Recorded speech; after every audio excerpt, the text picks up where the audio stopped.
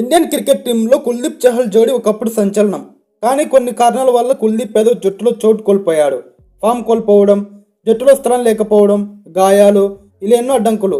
కానీ 2023-2024 కుల్దీప్ ఏదో ఒక కొత్త వర్షన్తో కుల్దీప్ 2.0గా తిరిగి టీమిండియాలోకి తిరిగి వచ్చాడు. ఈ ప్రయాణం కేవలం ఒక ఆటగాడి కంబ్యాక్ కాదు, పట్టుదల, కరోట శ్రమకు ఒక ఉదాహరణ. ఈరోజు వీడియోలో కుల్దీప్ యాదవ్ టీమిండియాలోకి స్థానం కోల్పోయిన తర్వాత 2023-2024 ఎలా అద్భుతమైన రీఎంట్రీ ఇచ్చాడు, అతను వెనుకున్న కథ ఏంటి, మరియు అతను తన బౌలింగ్లో ఎలాంటి మార్పులు చేశాడు అనేది ఈ వీడియోలో చూసుకుందాం. 2019 వన్డే వరల్డ్ కప్ తర్వాత కుల్దీప్ కెరియర్లో ఒడిదడుగులు మొదలయ్యాయి. అతని ఫామ్ తగ్గింది. బ్యాటర్లు అతని బౌలింగ్ను అర్థం చేసుకోవడం ప్రారంభించారు.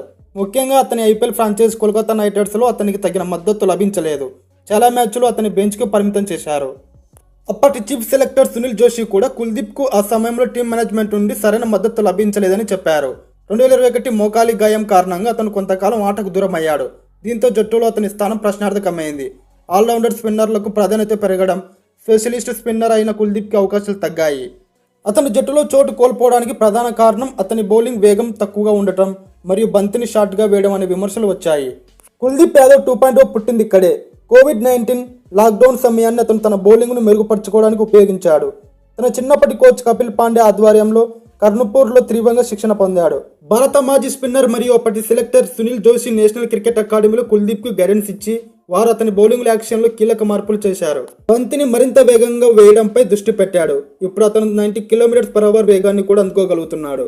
షార్ట్ పిచ్ బంతులు తగ్గించి సరైన లెంత్లో బౌలింగ్ వేయడం నేర్చుకున్నాడు. ఇది బ్యాటర్లకు సవాల్గా మారింది. రన్నింగ్ స్టైల్ తగ్గించి ఫాలో త్రూని మెరుగుపరుచుకున్నాడు. ఇది అతని శరీరంపై లోటుని తగ్గించి రిథంని తిరిగి తెచ్చింది.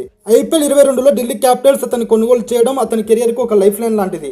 Delhi Capitals coach Ricky Ponting మరియు కెప్టెన్ రిషబ్ పంత్ అతనికి పూర్తి మద్దతు ఇచ్చారు. నువ్వు బౌలింగ్ ఎలా వేసినా పర్లేదు, కానీ 14 మ్యాచ్లు ఆడాలని చెప్పి రిక్కీ పాంటింగ్ చెప్పాడు. ఆ నమ్మకంతో కుల్దీప్ యాదవ్ ఐపీఎల్ 2022లో 21 వికెట్లు తీసి అదరకొట్టాడు. అతని ఆత్మవిశ్వాసం మళ్లీ పాతక స్థాయికి చేరింది. ఐపీఎల్ 22 పర్ఫార్మెన్స్ తర్వాత 2023లో టీమిండియాలోకి T20 మరియు వన్డేలోకి సెలెక్ట్ చేశారు. వెస్టిండీస్ సిరీస్లో అదిరిపోయే పర్ఫార్మెన్స్ ఇచ్చాడు. ఏషియా కప్లో పాకిస్తాన్పై 5 వికెట్లు తీసుకుని అతని కంబ్యాక్ ఏంటో చూపించాడు. అలానే శ్రీలంకపై మరో 4 వికెట్లు తీసుకుని ప్లేయర్ ఆఫ్ ది టోర్నమెంట్గా నిలిచాడు. ఈ పర్ఫార్మెన్స్ చూసి బీసీసీఐ అతన్ని వన్డే వరల్డ్ కప్ 2025కి సెలెక్ట్ చేసింది. వన్డే వరల్డ్ కప్లో జడేజాతో కలిసి స్పిన్గా ఆపోజిట్ బ్యాట్స్మెన్ని కట్టడి చేశారు. కుల్దీప్ టోర్నమెంట్లో 10 వికెట్లు తీసుకొని ఇండియా ఫైనల్కి చేరడంలో కీలక పాత్ర పోషించాడు. 2024లో అతను టెస్ట్ క్రికెట్లో కూడా తన ముద్ర వేశాడు. ఇంగ్లాండ్తో జరిగిన సిరీస్లో ధర్మేశ్వర్లో 5 వికెట్ సాధించి ఈ రోజు కుల్దీప్ 3 ఫార్మాట్లో టీమిండియాకు కీలక బౌలర్గా ఎదిగాడు. కుల్దీప్ స్టోరీ మనందరికీ ఒక స్ఫూర్తిదాయకం. జీవితంలో ఎన్ని అడ్డంకులు వచ్చినా పట్టుదలతో ప్రయత్నిస్తే విజయం మనదే అని కుల్దీప్ మరోసారి నిరూపించాడు. మన వీడియో చూస్తున్నారు కానీ ఎవరు సబ్స్క్రైబ్ చేసుకోవట్లేదు. ప్లీజ్ సబ్స్క్రైబ్ చేసుకోండి. Thank you for watching. Have a nice day.